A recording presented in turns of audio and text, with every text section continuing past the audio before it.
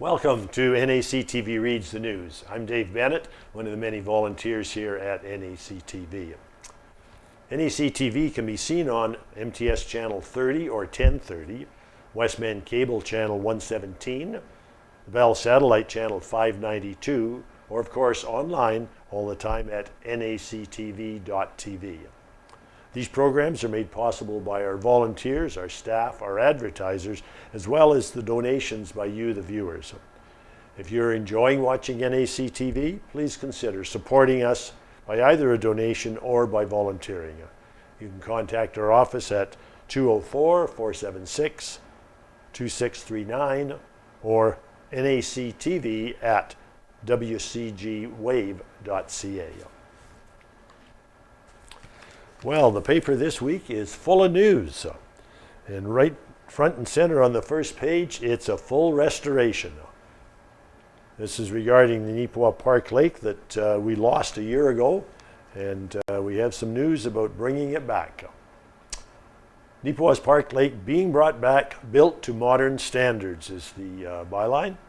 The picture there showing what it looks like right now with a little creek running through there. Pictured is, or what was, Park Lake in Neepawa with all the greenery grown in and the water gone. You may not have known it. However, Council has confirmed that Park Lake will be restored. This is by Casper Warehan of the Neepawa Banner and Press. Neepawa's Park Lake is coming back. In an interview with NACTV on July 14th, Neepawa Town Council and Administration confirmed that work is being done to repair the area, which suffered heavy damages during the Canada Day flooding in 2020. These damages include the bursting of the dam and the destruction of both bridges that granted access to the bird sanctuary and park, as well as some residences. Park Lake will be restored to the level it was before, but even better because it's been there since the late 1800s, said Colleen Senshishin, the Chief Administrative Officer for Neepawa. Expanding on this, Denise Agay noted that the infrastructure that was in place prior to the flooding does not meet today's standards.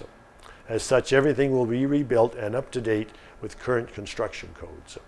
And we have to go to page 9 to see the rest of that, but I might just mention that NACTV did an interview, Rain Pryor did an interview with Mayor and Council, and that's being shown this week as well, separately on NACTV.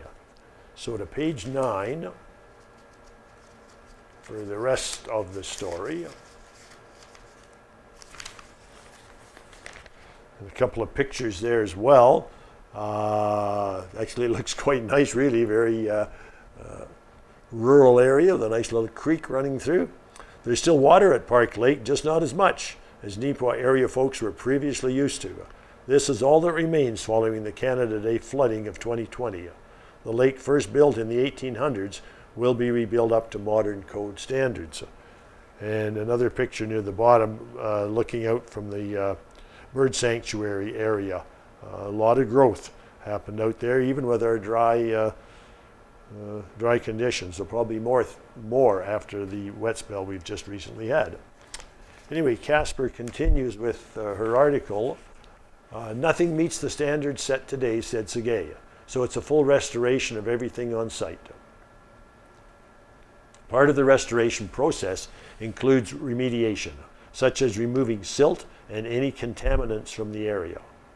A new bridge will be built in conjunction with the temporary culvert system, which had been put in place soon after the flooding to restore road access. Eventually, the culverts will be removed and allow for truck driving access and more. We're going to proceed through the winter. This is Segei speaking. I think we recognize that the road that goes around Park Lake is not designed for large truck traffic or equipment either. So if we utilize access through winter, then perhaps down by the water plant we can bring all that equipment in and all our materials in through there, Sensation stated.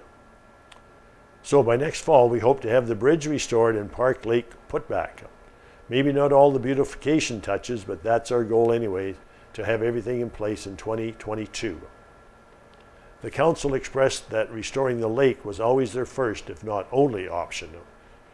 Restoration to a pre-disaster state came with consideration for Park Lake's role in water retention. The councillors stated that they wanted to avoid damages elsewhere down the line if another flood like in 2020 were to happen, again by keeping Park Lake, which is a control point. Excuse me. As well, in-water recreation activity was not deemed practical for the water flow that's there. It's a wetland area, so it's not designed to be swimmable, Segay stressed. But it's an important habitat for all the animals that made that place their home. Restoration fully funded. With over 25 sites in total needing remediation and restoration in Neepawa, there were concerns expressed regarding how repairs would be funded. However, those concerns have been addressed. Funding for the restoration is being fully provided by the provincial and federal governments. We just don't have that kind of money to use for a purpose we didn't expect.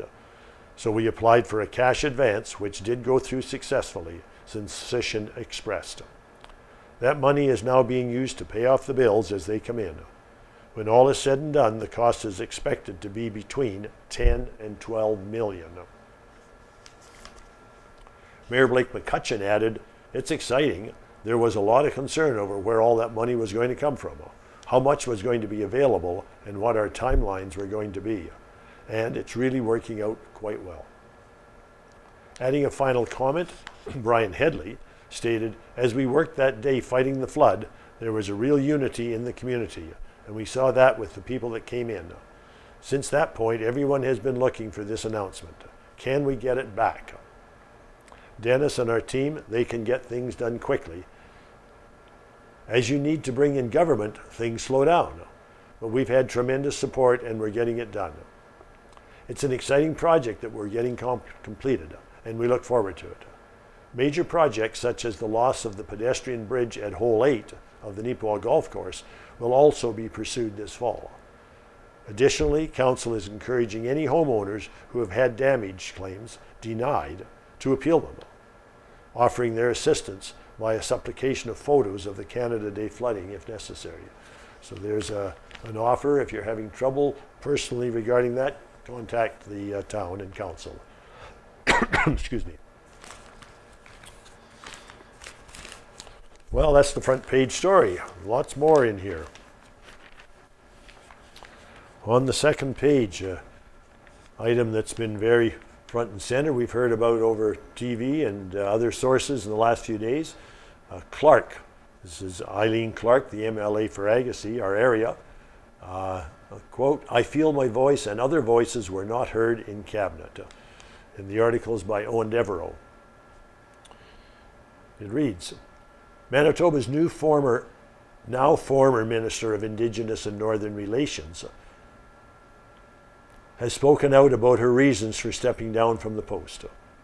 Eileen Clark, MLA for the riding of Agassiz, released a media statement to the Banner and Press on Thursday, July the 15th, explaining her reasoning for leaving the cabinet post, which she held since 2016. Clark confirmed that she had notified Premier Brian Pallister of her decision on Friday, July the 9th, and that it would be a move effective immediately.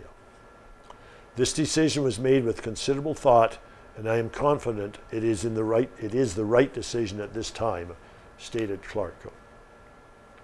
In her prepared statement, Clark also acknowledged all the Indigenous leadership, past and current, she has worked alongside, adding, quote, "It has been an incredible 5 years learning your culture, ceremonies, and teachings. I have learned a lot from you, and I truly trust and respect you."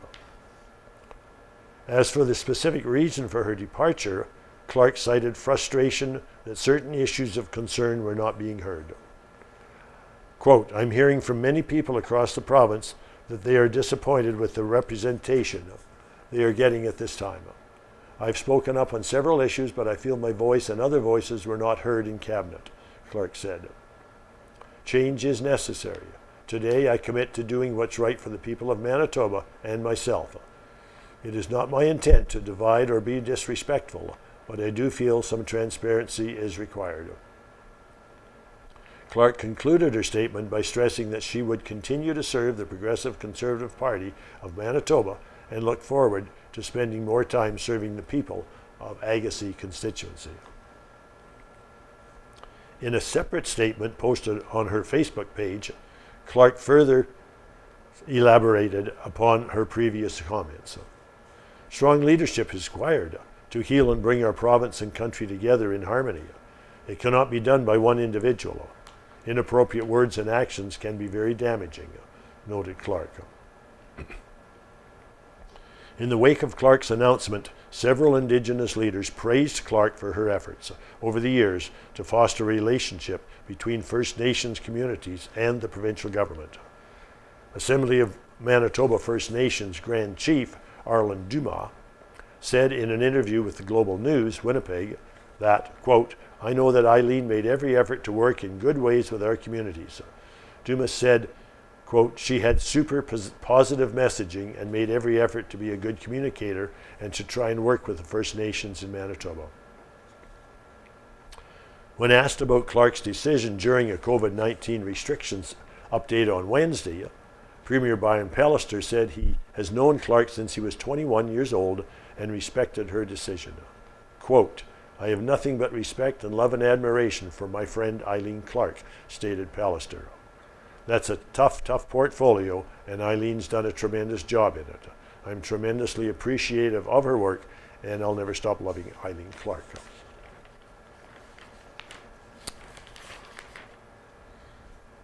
Well, on page 3, well, there's an ad for Bigger Bingo. Just to update you there, there's been some winners lately, and they've been read and issued and noted in the banner.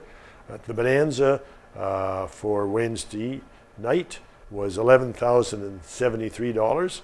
The Blackout was $1,330, and the Toonie Pot was $987. So Bigger Bingo continues every night, 7 o'clock on NACTV. That's a good way you can support the station by playing bingo. Well, this next article here, Big Plans at Beautiful Plains Museum. This is by Kira Patterson, staff writer for the Neepawa Banner and Press. While the Beautiful Plains Museum in Neepawa has been unable to welcome visitors for the last 2 years, the site hasn't been lying dormant. Currently, there's a flurry of activity going on at the museum, with lots of behind-the-scenes work taking place. "This is an exciting new chapter for us," said Helen Drysdale, board member of the Beautiful Plains Museum. "We've received an acre from the town surrounding the museum, and within a couple of years it'll be green space with trees." Well, that's nice to hear. Wow. Drysdale noted that they want to make the space into a mini park to benefit visitors and future residents of the housing developments on the property surrounding the museum and to add a bit of nature to the area. "We're planting trees of different kinds, some of the birds will like and some that will be blooming, and just a nice quiet place, and we'll do some fundraising for benches," she explained. So look forward to making a donation there in the future as they work towards beautifying that area. That's great. Here's a bit more. Firefighters exhibit coming soon. In addition to more outdoor space, the museum board is currently in the process of planning an expansion which will house one of their biggest artifacts. "We've planned for next year a 2-car garage to store the 1942 fire truck from Neepawa," Drysdale divulged. "While the fire truck belongs to the museum, it's currently being restored at Bill and Betty McLaren's home outside of town because the museum hasn't had space to store it." Neepawa's fire truck and the Franklin fire wagon will be displayed in there, and a couple of pieces of fire equipment. She added that they would like to get more articles related to Neepawa's fire department's history. So if anyone has old items or old photos of Neepawa firefighters that they would like to donate, they can contact the museum. They have some funding to get started on the garage, but Drysdale added that they will probably do some fundraising to help pay for the project as well. "We were generously left money from Jeff Kirk and his estate," she noted. "We've been very blessed to have that money, so we have a little money that we can work with to build the fire truck and to do some of the green space." And more renovations inside. Right now there's work going on inside the museum to get it ready for when they open again. We're in the middle of renovations inside, said Drysdale. We decided to do a lot of cleaning and have some renovating and whatnot, so I don't think we're going to be open this summer. Drysdale explained that there's some painting going on as well as new flooring going in the basement. The museum's summer student, Charlie Strelzik, has been busy working on the projects, as well as volunteers from the Neepawa Men's Shed and local members of the Church of Latter-day Saints. So big thank you to all those volunteers that are helping out the board and the volunteers with these projects. In addition, there will be some rearranging of spaces and exhibits, as well as a couple new exhibits inside. Drysdale noted that they are going to be changing up the layout of the entrance space to make it easier for people to come and do research. We do have a lot of people traveling to do research, and so we're trying to make it easier with tables and chairs so they can sit and go through the books, she explained. Some of the new exhibits that they will have include a new photography display with old cameras and information on each piece, as well as the Veterans Project, which features pictures and information about World War I and World War II veterans from the Neepawa area. Another expansion the museum is working towards is getting onto the World Wide Web. They haven't had an online presence in the past. Drysdale said she hopes getting an online platform will allow for more interactive learning and sharing opportunities. I'm hoping when we get up and running that we will have maybe a Facebook page for seniors to tell those stories, she explained. We're rapidly losing the seniors that remember some of these things. And I'd like to have something for the children, Drysdale added. She suggested maybe sharing a picture of an item and having kids guess what it is. Then the following week reveal what the item was used for and maybe even have someone who had used it to explain how it worked. That sounds like a great project. Tie it together and perhaps with some school children. Yeah. Lots of people should be thinking about that for the upcoming year. Help out in that area maybe. It concludes by saying, as a non-profit, the Beautiful Plains Museum always welcomes any help the public can offer, whether it's donating time, money, or potential artifacts. People can call the museum at 204-476-3896. or Helen's number at 476-2723. So lots going on at the museum and lots of chances for you to volunteer and help out there if you've got an interest. All right, moving on. What's Ken got to say this week? Well, we better look at the Tundra comic. I always like the comics in here by Chad Carpenter. Oh, here looks like a nest with bees or whatever buzzing around, and looks like Pooh Bear on the ground. And the caption says, "Pooh learns the hard way that wasps don't make honey." Well, there you go, Pooh. There you go. Anyway, Ken's article is entitled, "Something Will Turn Up." My father used the expression, "something will turn up," many times. He did so with good reason, because in his 80 years on earth, from 1907 to 1987, he had many occasions to despair, but he usually chose not to do so. He usually explained that the phrase came from the book, David Copperfield. While Dad didn't have a lot of years of formal education, he was an avid reader, and he had indeed read the book. A quick bit of research shows that Wilkins Micawber is a clerk in Charles Dickens' 1850 novel, David Copperfield. He is traditionally identified with the optimistic belief that something will turn up. His name has become synonymous with someone who lives in hopeful expectation. That clerk's name was Wilkins Micawber. Ken goes on, "I have a teacher friend who states hope and optimism another way, who says there's always a way. He teaches it to his students, his kids, and his hockey team." So it's no surprise that we all follow advice and philosophy from our parents, grandparents, and friends. So it's no surprise that I have adopted my father's "something will turn up" idea. I've followed it for years, perhaps all my life. It's only recently that I've put that saying into a business philosophy.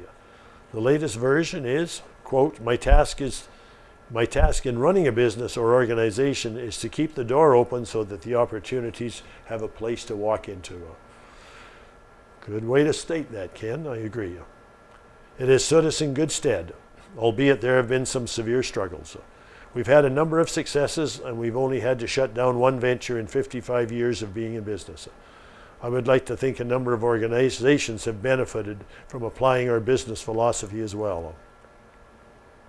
1986, we had to shut down our farming operation. A combination of drought, 1 or 2 years flooding another. 23% interest on operating loans plus a few bad decisions by myself spelled the end of the road for our farm. That experience was devastating to us all, but probably worse for my wife and our 2 sons. The farm shutdown really hurt both sets of our parents as well. But that's the past. The farming thing was a learning experience, even the shutdown.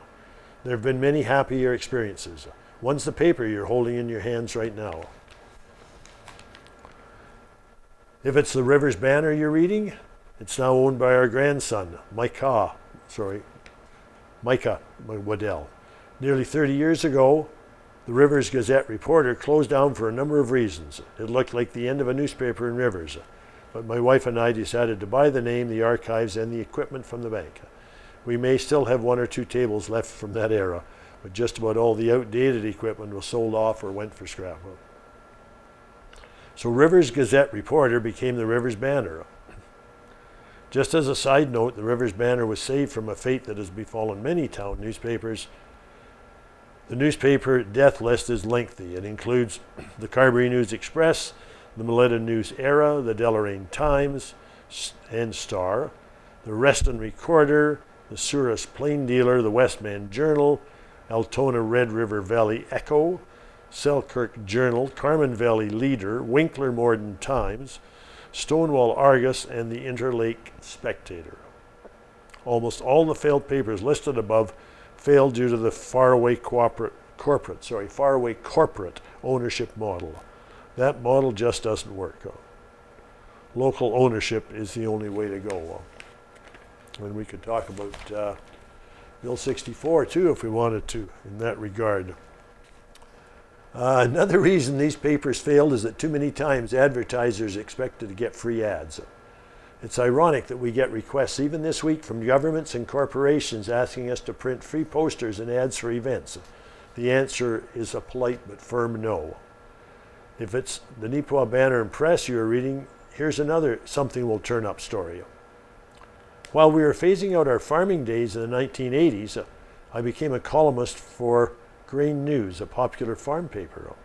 That reawakened our interest in newspapers, and as we were already spending a fair chunk of money on ads for our auction business, we asked the owners of the Neepawa Press if we might have a chance to buy the paper.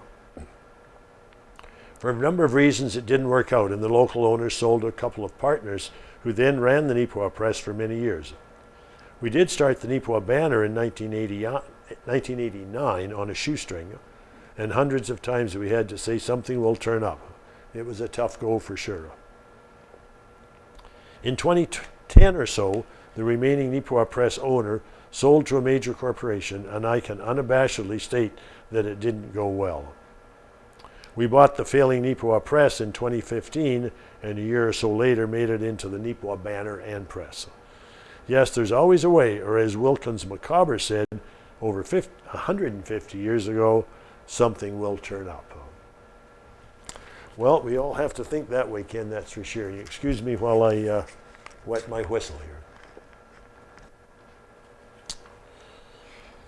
Well, on the letters page here, maybe see what people have written this week.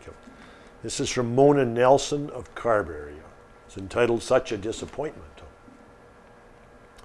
In 1963, my parents, Tom and Harriet Martin, moved from the farm in the Oberon district and built their home at the bottom of Brown Avenue, across from the water treatment plant, overlooking Park Lake, a beautiful location. Just recently, I was in Neepawa, stopped for a treat at DQ, and drove down to the bird sanctuary. What a disappointment. High fences blocking off a passage to water, and although a few people were enjoying the park area there, I drove away. Geese would come up on my parents' lawn, In fact, I've seen a picture of Dad feeding them right out of his hand.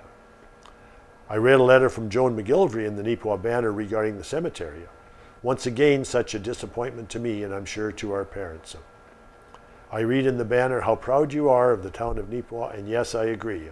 But these places are a part of it, and I hope in the near future they will become so again. And hopefully all of us are hoping that as well, and the other article in the banner this week addresses one of those anyway, the Park Lake. So looking forward to better times there. This is from an unhappy conservative. I'll read the editor's note first of all here. The editor of the paper says, this reader recently sent a letter to the Premier's office. Today there's been no response, so the individual decided to bring his concern to the pages of the Banner and Press. It is from Harvey Dan of Woodlands, Manitoba. He says, being a very unhappy conservative, I decided to do something about it. A letter to Premier Pallister went out on Friday. No communication to date from the first letter, so this is the reason for the second one. It addresses Honourable Brian Pallister, Premier of Manitoba. Dear Mr. Premier, I wrote you on June 28 and have not received a reply to date. Since writing that letter, by your actions and comments, indicates to me that you lost touch with the Conservative Party you lead. Party members and others will conclude that you and your chosen few govern this province as totalitarians. This is not acceptable. We do not reside in pre-war Germany, Russia, North Korea, Cuba, or China.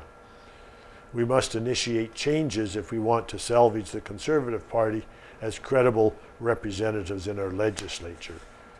And here are my suggestions.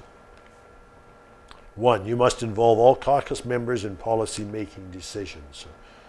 Number 2, failing that, if you are not prepared to resign and arrange a leadership convention, you will face increasing dissension in your ranks and a lame duck election campaign.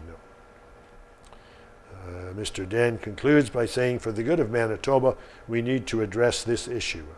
The next election is set for October 2023, only 27 months away. If we do not act soon, we will be appointing opposition critics instead of cabinet ministers. And here's a thumbs up on this page. Thumbs up to the people who developed and maintained the park on the east side of the town of Kelwood. It is very beautiful and worth a trip to Kelwood to view it. Thank you for your hard work. Cliff and Eleanor Nicholson of Neepawa here. And if you'd like to send a thumbs up or down to the Neepawa Banner, you can do that. Please get it in. Submissions must include your name and must be under 100 words. Just beside it, there's a picture of a vehicle crash that was at Minnedosa, and most of the local people, I'm sure, have heard of this, but there was a semi-trailer carrying around 500 pigs, rolled over along Highway 355 near Minnedosa on Friday, July the 16th. The road was closed for several hours as crews worked hard to herd the animals into another trailer. I'll bet it took hours. Have you ever tried herding pigs? Fortunately, the semi-driver was not injured. However, some of the pigs were killed. But they did collect up the rest and got on their way, I guess. Okay, where should we go from here? Rita Friesen, Home Buddies, people like her column, I'm sure. And there's a writer's note at the start. It says, this week my sister, the elder, was willing to share her insight into making the most of isolation. Trust you enjoy hearing her perspective. So yes, and she's over in Australia. Right, so here, we'll see what's happening there. So this is from Rita's sister. In Melbourne, Victoria, Australia, we were serious about lockdown during COVID-19 in 2020. For 4 months, that was 111 days, the city was not allowed to visit the country. All but essential services, food, banks, and post offices were closed. Masks were compulsory. My son, living less than 100 kilometers from me, might as well have been on the moon. Except for WhatsApp, the phone, Zoom, and Messenger, to name but 4 platforms that kept us connected. During that time, my Canadian sisters reached out to me. Every Monday night from the beginning to the end of my isolation, they called me. We chatted from between half an hour, from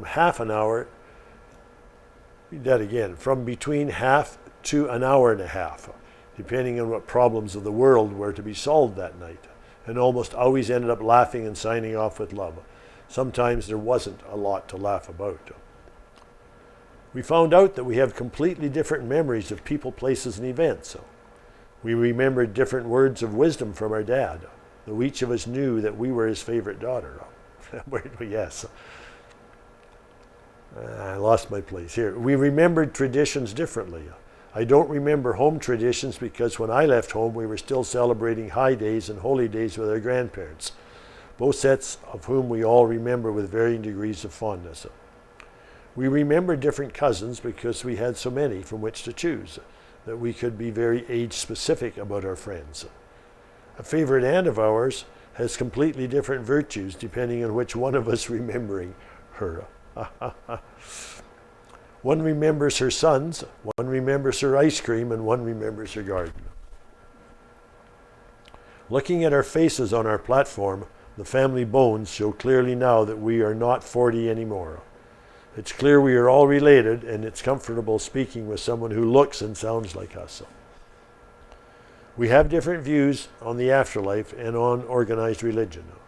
We are, however, united in our views of compassion, charity, the environment, and in actions being louder than words, though we are a wordy lot. We've learned to listen to each other better than we ever did before.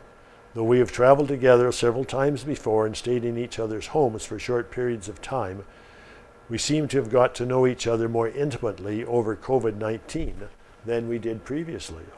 That's interesting. There are some benefits, things that have happened during COVID-19 that we'd all maybe like to keep. It continues. Perhaps the regular contact has created trust among us. My nieces have been invited to join the conversation, but have declined so long as if they were to join us now, it would seem odd to me. I look forward to seeing the faces and continuing the story where it left off the week before. Our lives are stories. They have beginnings, middles, and ends.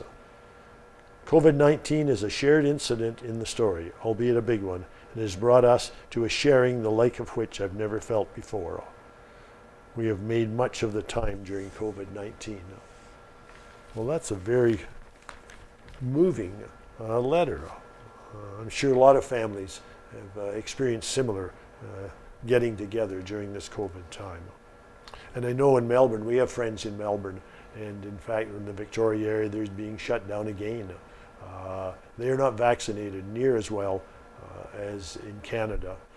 Their cases were much lower and they kept it out of Australia for a long time. But COVID eventually sneaks in. That's my comment. Where do we go from here?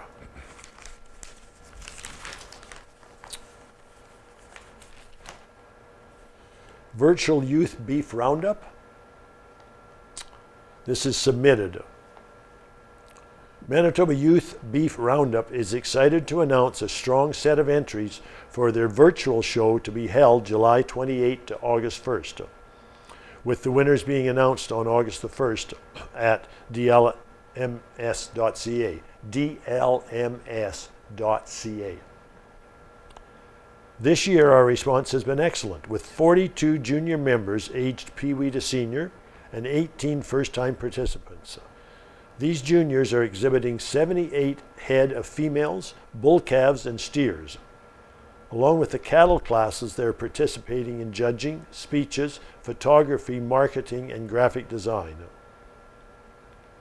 These young producers are the future of our beef industry in Manitoba, so we hope you will take time and view their projects on, again, dlms.ca,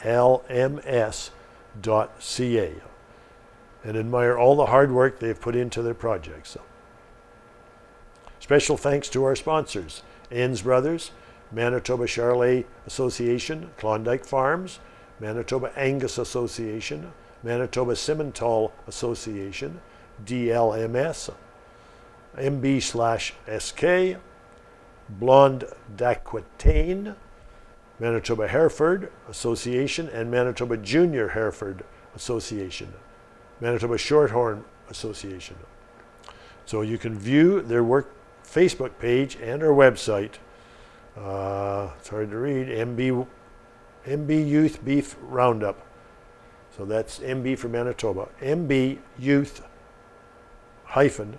Beef Roundup.weebly.com for updates on the 2021 events.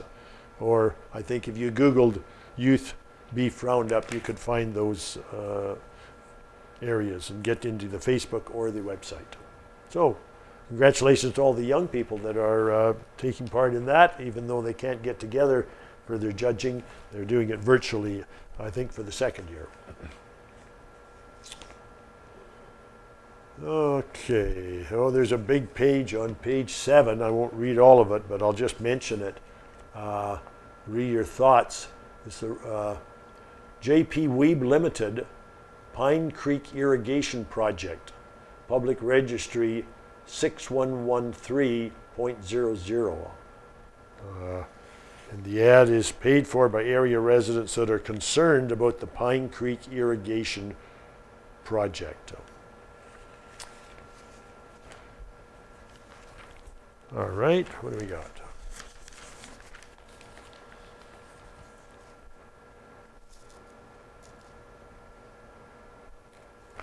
Okay, well, from the looking back on page 8, there's a picture of the old trestle. Neepawa's CNR Trestle Bridge was in the process of being dismantled in 1981. I know when I was a boy, the bridge was there, and of course we all went out to see it. Some of the daring boys would walk out on it. Of course, they never told their parents about that. Anyway, 40 years ago, it was demolished. So here's the article. Remnants of Neepawa's history disappeared during the past week as the Canadian National Railway Trestle Bridge south of town was dismantled. The bridge, which had been in use until last year, was removed because the track has been abandoned. The Neepawa Press is pleased to announce the latest addition to its staff. Well, that's the next article, sorry. Next addition to its staff, Phil Mowat, a 24-year-old communications student from Red River Community College in Winnipeg, is working until August 14th as a reporter. Phil hopes his work in Neepawa will gain him valuable experience for future use in a radio, television, or newspaper career. Well, we hope that Phil went on and had a successful career. 30 years ago, at a regular meeting of NADCO, June the 17th, that'd be 1991, board members elected Jim Pollock as president and Lawrence Hargraves as vice president. A flash rainstorm along the eastern slopes of the Riding Mountain set record runoff levels last week. Between 4 and 8 inches of rain fell last Thursday, filling the creeks, washing out roads and bridges, and flooding crop and hayland. Snake Creek at Burnie set record runoff levels. The creek, which normally flows at 10 cubic feet per second, was clocked at 600 cubic feet per second. That's 60 times its rate. Large maple trees were swept onto roads and into bridges, and in several areas the roads and bridges were washed out. So that's interesting. Nothing about Park Lake in this little report here or from that paper, so it must have held 30 years ago, but it didn't hold 1 year ago. Also 30 years ago, Riley Cavers topped the recent 4-H show here in Neepawa with the champion yearling heifer, while Corey's 2-year-old and calf at foot took championship in that class. So congratulations to the Cavers children who were children at that time. What about 40 years ago? That was 40. 50 years ago, a minor derailment occurred Tuesday evening on the CNR line at Hallborough when 4 empty boxcars were upset, badly damaging 2 of them. Cause of the mishap was not disclosed. The age of miniaturization has come to Plains Farm Equipment in Neepawa with the recent installation of a new microfilm parts reference system.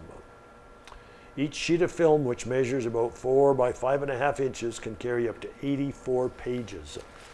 Well, for you younger people, that sounds like not much on a sheet, doesn't it, compared to these days. But then, 50 years ago, it was quite the invention. 60 years ago, Hank Kelly of the Mentmore district suffered a badly crushed leg Wednesday evening when a truck on which he was working slipped off its jack and pinned him to the ground. He was trapped under the truck for about 20 minutes before neighbors were able to free him. He was still in hospital Thursday evening in good condition. His doctor expected he would likely be released in a couple of days. And in Arden, carpenters are busy remodeling the front of Bray's General Store.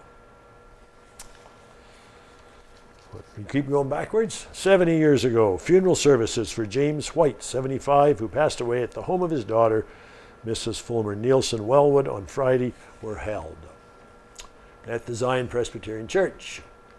Mr. White was born in Kirriemuir, Scotland. Well, there's more interesting there, but I think there's more in the paper too, so we better continue looking, come back to that if we have time. All right, oh yeah, smoky, there's some pictures here, the smoky haze in Neepawa. It was very smoky from the fires in eastern Manitoba and northern Manitoba that were being blown our way. The smoke rolled in thick to Neepawa on July 20th as fires in Manitoba and Ontario continue to burn. The smoke being blown westward, though Neepawa was a little hazy earlier this week, Tuesday was the worst so far. Above the water tower can be seen, I doubt you can see it in the picture really, but low visibility conditions that day left the housing development on Neepawa's former CN property. Yeah, very hazy pictures. Okay, well, we've got a new business in Neepawa. I'm going to fold this here for a minute. I was out there, did an interview with the owners for NACTV, and you'll see that on NACTV News and Views this week as well. But this is Prairie Donaire. It says a fresh new flavor in the neighborhood. Prairie Donaire now open for business in Neepawa. This is by Kira Patterson. There are some pictures of the staff and the owners and managers. The newest addition to Neepawa's food scene has officially opened for business. Prairie Donaire, which is located at the Bay Hill Inn and Suites, held their soft opening on Saturday, July 17. Getting this new restaurant into town has been almost a year in the making, starting with the first consultations with the franchise's CEO last summer. Excuse me. Prairie Donaire is a Saskatchewan-based franchise serving Middle Eastern Mediterranean-style pita wraps, known as donair or shawarma. Typically, donair includes a choice of beef, lamb, or chicken with an assortment of vegetables and sauce. And you can actually add combinations as well. We had one ourselves on the other night. Donair is ground meat pressed in the shape of a cone, and then it's cooked in a broiler. 60% cooked on the broiler and 40% on a grill. Artie Partel, one of the managers of the Neepawa restaurant, explained during an interview with myself, so based on what you like, you can add it on. And also you can add different vegetables and different sauces. Added Rushi Patel, who operates the Bay Hill Inn. The broiler process involves cooking the meat on a vertical rôtissière. Then once someone orders a donair with that meat, slices get shaved off the cone and grilled before being put in the wrap.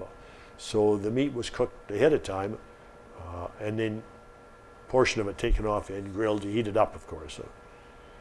The Neepawa location is the first PD in Manitoba, with Bay Hill Inn and Westway Inn owner Girish Kumar Patel as the franchisor. I'm thankful to Neepawa people who appreciate and inspired us to open, he stated. I'm very thankful to Town Mayor Mr. Blake McCutcheon and all councillors and Chamber of Commerce with different community and senior organizations who believe in a great and developed Neepawa. Girish Kumar noted that he's very proud to be able to bring the first Manitoba PD Prairie Donaire location to Neepawa and that the community's support has helped make it possible. The new restaurant will be open 11 a.m. to 9 p.m. daily. Rushi noted that they may eventually introduce breakfast items to the menu and be open earlier for breakfast depending on customer demand. And I might comment, it was very busy when we were there the other night. We waited a number of minutes to be served due to the number of people there. While the soft opening marked the official start to the restaurant's operations, they are tentatively planning to do a grand opening celebration in August. So congratulations to the owners and managers, the Patels, there at Prairie Donaire. The picture of staff members, Girish Kumar Patel, the owner of Bay Hill Inn, Westway Inn, and franchisee of the Donaire, Arti Patel, the manager of the Prairie Donaire, and Rushi Patel, manager of the Bay Hill Inn and Suites. So congratulations to them. The bottom of the page is referring to a piece of hockey history, makes its stop in Neepawa. Photos by Owen Devereaux. Some very valuable hockey memorabilia made a visit to the Neepawa Banner and Press office recently. Bob Edmondson of Brandon, father of NHL defenseman Joel Edmondson, brought in his son's Stanley Cup championship ring from his 2019 season with the St. Louis Blues. The ring is pictured on the left. The ring is made of 14-karat white and yellow gold encrusted with 282 diamonds. It also features 16 blue sapphires to represent the Blues' 16 playoff wins to clinch the cup. Stanley Cup winners are also offered something for the women in their lives. A necklace in the same style as the ring is available to those on the team who would like to give one to their partner or mother, pictured right. The ring's value is approximately $38,000, while the necklace is worth about $10,000. And Joel Edmondson currently plays for the Montreal Canadiens. Well, congratulations to the Edmondsons, and thank you for bringing that in.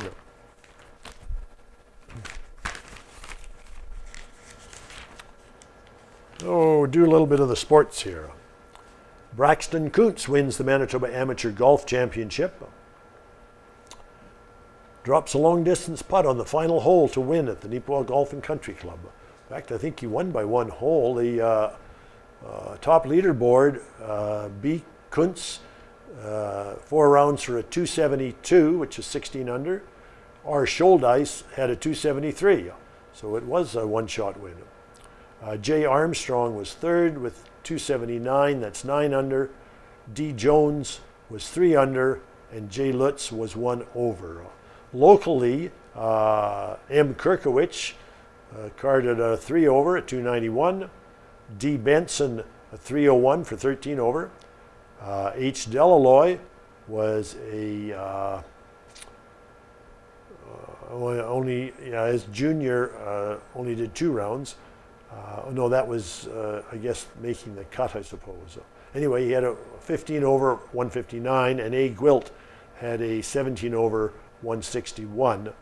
And M. Williams was a 170 26 over. D. Schultz carded a 75 75 76 and didn't complete, apparently. Anyway, it was the type of scene that you'd usually see at the end of one of those inspirational sports movies. But in this case, the moment wasn't made up. It was real. Life and real memorable for everyone there to see it at the Neepawa Golf and Country Club on Saturday, July the 18th. On the 18th hole of the final round at the Golf Manitoba Knott Auto Corp Men's Amateur Championship, Braxton Kuntz sank a 30-plus foot putt to claim victory. The birdie shot gave the 17-year-old from Breezy Bend Country Club a final round 4 under par 70 to finish the 4-day event at 272. Second place went to Ryan Scholdice, also of Breezy Bend, who finished the final round with a 2 under par 70 and 273.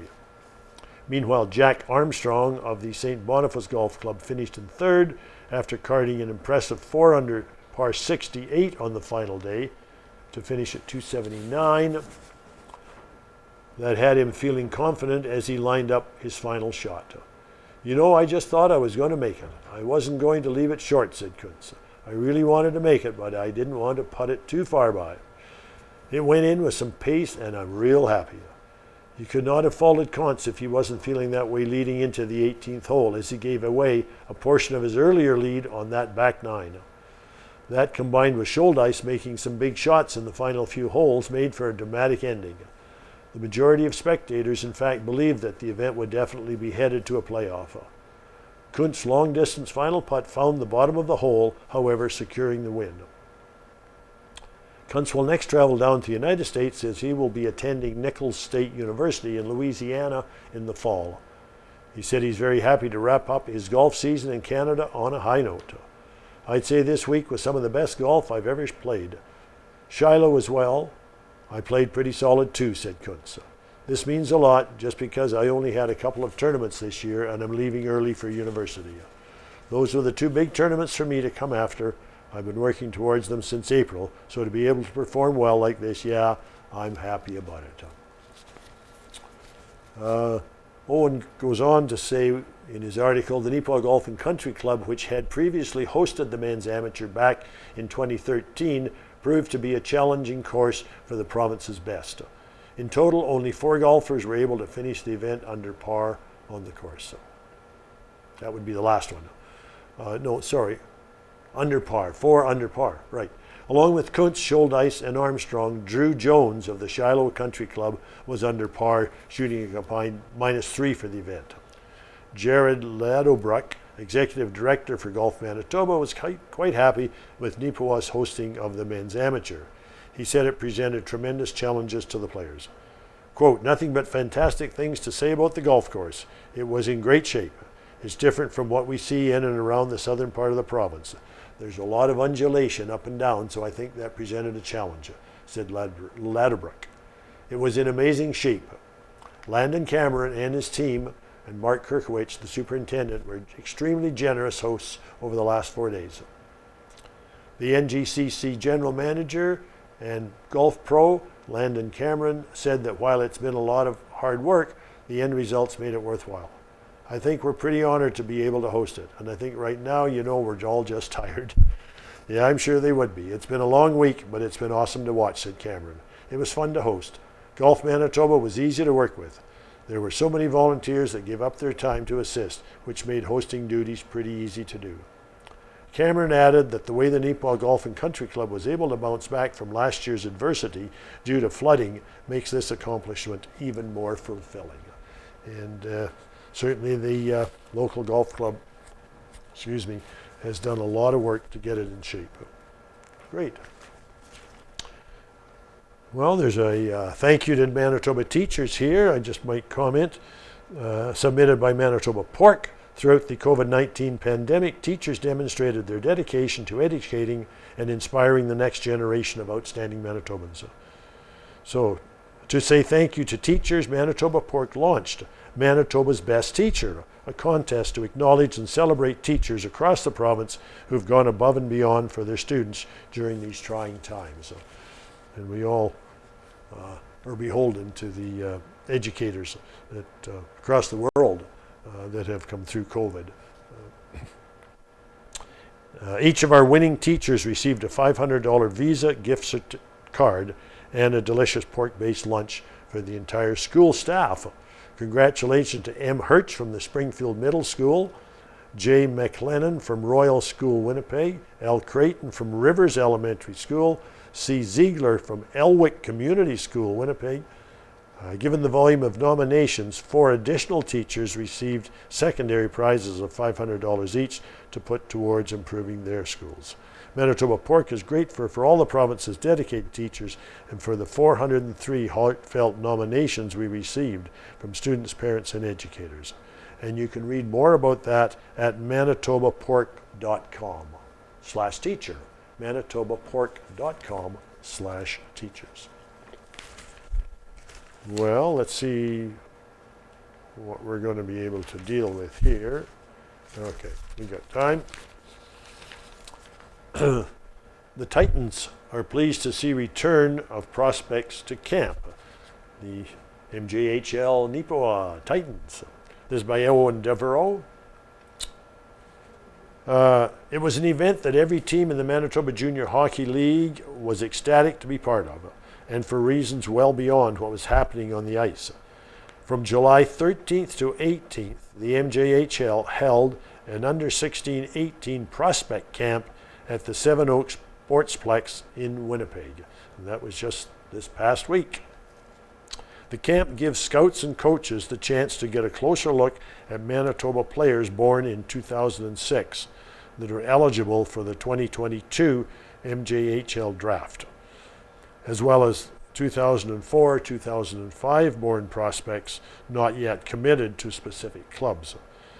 It was also the first major in-person league organized event that's been permitted by the league in nearly 9 months since hockey shut down 9 months ago. Neepawa Titans head coach and general manager Ken Pearson said that everyone from across the league was very happy to be able to be involved. This was the first big on-ice activities that have been put together in quite some time, said Ken. First time we've been able to get together as coaches and scouts and watch the players. There were about 90 or just over 100 kids involved in the camp, stated Pearson. It was nice to be there and interact with people face to face instead of over a video conference call. You were able to have short conversations with the prospects and get a real look at them. I think the league office did a real good job with this, and it was exciting to be ramping back up. All the training sessions at the Seven Oaks Sportsplex still follow the current provincial guidelines surrounding COVID-19. As for the Titans, their first notable public event will be the first annual golf tournament at the Neepawa Golf and Country Club on Friday, August the 6th. So if you're a golfer, you can support the Titans. If you haven't heard about it, find out. The first Titans golf tournament this Friday, coming up August the 6th. And their annual general meeting, there's an advert in the paper, will be Wednesday, August the 4th at 7:30 p.m. at the Neepawa Library. So here in Neepawa. Due to COVID-19, space may be limited to 25 people. For more information, you can contact Ken Waddell here at the Banner or the TV station, team president, or Kenny Pearson, the head coach and general manager. What have we got? Well,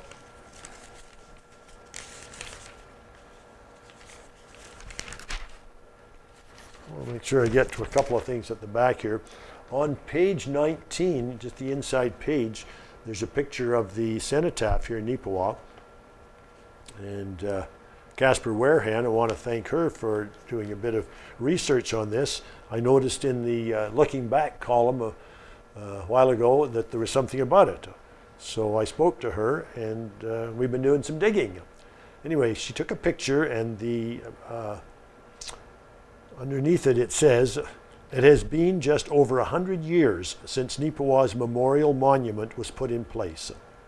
The concrete foundation had been installed around June 17, 1921, and the monument completed by July 9, 1921. Preparations for the monument necessitated the removal of a number of trees, and a telephone pole was shifted away from the site at a later date. The memorial was the work of local stonecutters." So Casper's the one that does the looking backward column, so she's been keeping an eye out for anything on this. But if any of the viewers out there know something or have some information, or how we could find out more information, about the erection of the monument back in 1921, 100 years ago, please contact the banner or the TV station or myself. We'd like to maybe do something further with this, perhaps. Also on this page, McCreary Roadside Park honors local history. William Bill Floyd, born 1925, passed away 1995, was chairperson of the McCreary Heritage Advisory Committee. Through his determined efforts, the restoration of his grandparents' log cabin, which is shown above, was made possible. The cabin sits quietly along Highway 5 near McCreary. As the plaque at the site says, the cabin is preserving evidence of pioneer ingenuity, spirit, and trust, the bounty of the community's forests, and this portion of the Burroughs Trail which brought the settlers of the late 1800s. The cabin and yard site were used by travelers as a stopping house and staging area for the corduroy length of trail to the north. A corduroy road was made of logs laid across a swampy or boggy area so the oxen and horse-drawn carts and wagons could cross over without getting stuck. It would be interesting to know how many thousands of people made the trek past this spot as they made their way to a new home or as they traveled back and forth along the trade route. So, McCreary Heritage Advisory Committee is working on a number of projects. So.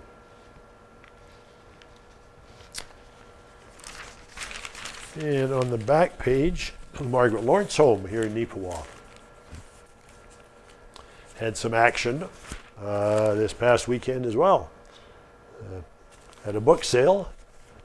Picture on the book buyer. Neepawa's Margaret Lawrence Home held an outdoor book sale on July 16th and 17th. A total of $700 was raised. And here, Catherine Sage. Catherine was home. Well. Catherine Sage inspects one of the many books for sale to see if it will pique her interest. And the write-up is by Casper Warehan again. And we have a video of that as well on News and Views coming up this week as well, so you can check that out. The Margaret Lawrence Home saw a steady flow of people on July 16-17. On those days, the Margaret Lawrence Home hosted a used book sale to raise funds for general operation of the establishment and for any projects the home may need or want to pursue. In all, the sale was able to drum up a total of $700, with all books available there having been donated by the community. We had lots of people through, which is wonderful, said board member Rain Pryor, both for the sale and to see people out and about doing stuff. President Blair Chapman added, I think the sale went well. We've done a book sale for a few years, but we weren't able to do it last year due to COVID restrictions. Pryor noted that the home was closed all last summer and winter, only being available by appointment. As well, events such as book readings and author events were canceled. As of July 18th, the Margaret Lawrence Home is open its regular hours throughout the week until the end of summer. I will repeat that. As of July 18th, which is past, the Margaret Lawrence Home is open its regular hours throughout the week until the end of summer. They have a student there. That's coming up. We've been ready for this for weeks. We've had staff in place and we've just been waiting for permission from the province to open, said Pryor. We have a summer student, Declan Smith, who's been fantastic. He's been working a lot inside and outside. He does an amazing job curating the grounds. The home's major project at the moment is reshingling the roof, which the board is anticipating to begin this fall. Due to the steep pitch of the roof, the board is anticipating it to be an expensive project. To assist with this, the board of the home is pursuing government grants to help lower the cost. Funds raised from the recent book sale will also help to pay for the reshingling. Any updates to the home will need to be in touch. Any updates to the home also need to be in touch with the guidelines set in place for designated heritage buildings. So we have to look carefully at that, said Pryor. Heritage buildings are tricky to work on. The Margaret Lawrence Home is all hopeful Also hopeful that it will be able to bring back events such as Canada Reads and the Art Walk in 2022. The board extends its thanks to the community for their ongoing support of the home. So there you have it on that. Excuse me, I'll have another drink here and we'll see if there's another small item or two.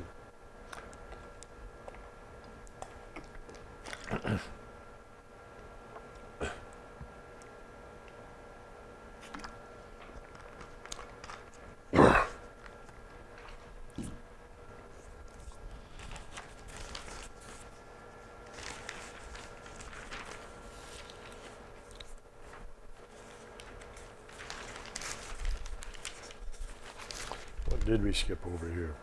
Well, take a bit here off the Carberry North Cyprus Langford news. Always submitted here by Gladwin Scott. Thank you to Gladwin for all his work. Where do we start? British Commonwealth Air Training Plan. And a small picture here, the memorial site located in Carberry on the west side of the museum. During World War II, 1939 to 45, there was a desperate need for pilots to combat Adolf Hitler's attempt to capture Britain and the rest of Europe. The British Commonwealth Air Training Plan was created to quickly train pilots and other airmen for the fighter planes and bombers to retaliate. Carberry number 33 was one of the training centers, with auxiliary fields at Petrel and Oberon, 8 to 10 miles north, respectively. Westmen training centers were located at Rivers, Neepawa, Souris, Verdun, and Brandon. Nearly, the misprint doesn't tell us how many airmen. It was in the thousands anyway. I see how that's to read. Nearly thousands of airmen, 5904. That must say nearly 6,000. The 6 is missing in the paper. I'll read that. Nearly 6,000 airmen, 5,904, from Canada, Britain, Australia, and New Zealand trained at Carberry. Avro Anson twin-engine planes were used for training. 24 airmen died in training accidents. Carberry number 33 opened in December 1940 and closed in November 1949. Uniquely, the Carberry field had 6 runways in a triangle and is now the site of the McCain's potato plant. Economically and socially, Carberry benefited greatly from the British Commonwealth Air Training Plan. The memorial site located on the west side of the Carberry Museum includes 3 black shiny granite benches and 4 Commonwealth flags, plus the flag of the Royal Canadian Air Force. The cost of the memorial site was covered by local organizations. After the training base was closed, some of the remnants were buried in the huge pit on the grounds. I'm sure there are similar sites around the province as well, commemorating those training. What do we got here? There's a picture Carberry Elks donated $2,000 towards Art Sear Memorial Park playground recently, and pictured from left to right are park representatives Melanie Lavich, Leah Bryant, Carberry Elks brothers Les Walker and Murray Karlicki.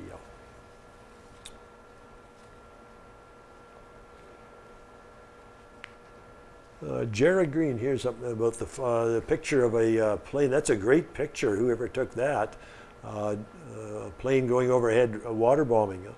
Jared Green watches as the forest fire burns just ahead of her. She took a summer leave from her policing duties to help fight forest fires. Above, a water bomber drops a fresh load to douse the fires burning below it. So I assume Jared took the picture. Good picture. It goes on to say, Jared Green, who took a summer leave of absence, shared her thoughts. To say wildland firefighting is physically demanding is an understatement, but wow, is it worth it. It's mind-blowing to be a crew member on the ground working alongside the water bombers and helicopter while it's bucketing. I'm so grateful for the experience. In a telephone call, Green stated that she works in a team of 5 and their days often lasted 18 hours. The blaze around Lynn Lake was the most severe. Paint Lake near Thompson is home base where she spent some days with health issues. Westman Magic, under 19 split a double-header. Oh, that's the softball team, sorry. This is continue with Gladwin's articles. Westman Magic under 18 split a doubleheader Sunday, July the 11th at Friedensfeld against Eastman Selects in the Manitoba Super Ladies Softball League. Cassie Krurar was the winning pitcher in the opener with 11-3 win, while Eastman got revenge in the second game with an 18-3 victory. Other Carberry players are Leon Flett and Sarah Waldner, who were unable to attend.